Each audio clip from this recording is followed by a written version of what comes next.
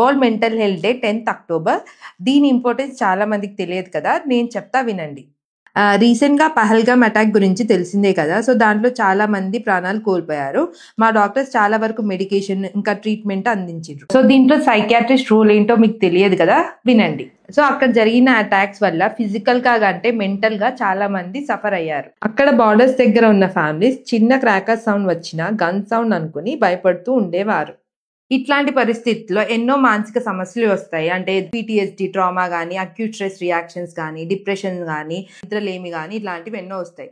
అక్కడ ఉన్న వాళ్ళే కాదు, చుట్టుపక్కల ఉన్న వాళ్ళు న్యూస్లలో చూడడం కానీ, ఎక్కువ శాతం పిల్లల్లో వాళ్ళు ఇది మళ్ళీ మళ్ళీ జరిగింది అని అనుకుంటూ ఉంటారు. సో అక్కడ ఉన్న వాళ్ళు కాకుండా బయట ఉన్న వాళ్ళల్లో కూడా ఎన్నో మానసిక సమస్యలు వస్తాయి. ఈ రోజు ఈ టాపిక్ చెప్పడం ముఖ్య ఉద్దేశం, ఈ world mental health day 2025 October 10th రోజు ఎవ్రీ ఇయర్ ఒక థీమ్ అనేది ఇస్తుంది. అంటే మెంటల్ అవేర్నెస్ గురించి స్ప్రెడ్ చేయడానికి. ఈ ఇయర్ ఇచ్చిన theme access to services mental health in catastrophes and emergencies. So ఇందాక చెప్పినాం కదా, catastrophes లైక్ పహల్గామ్ అటాక్ అనేది ఆ టెర్రరిస్ట్ అటాక్ కానీ, ఇంకా న్యాచురల్ ఫ్లడ్స్ రావడం, న్యాచురల్ అటాక్స్, ఇవన్నీ catastrophic రియాక్షన్స్ అంటాం. ఇంకా ఎమర్జెన్సీ సిచ్యువేషన్స్ ఎట్లా ఉంటాయంటే, మొన్న లైక్ రోడ్ ట్రాఫిక్ యాక్సిడెంట్స్, మొన్న ప్లేన్ క్రష్ అయింది కదా అహ్మదాబాద్లో, అలాంటివి, ఇంకా ఫైర్ యాక్సిడెంట్స్.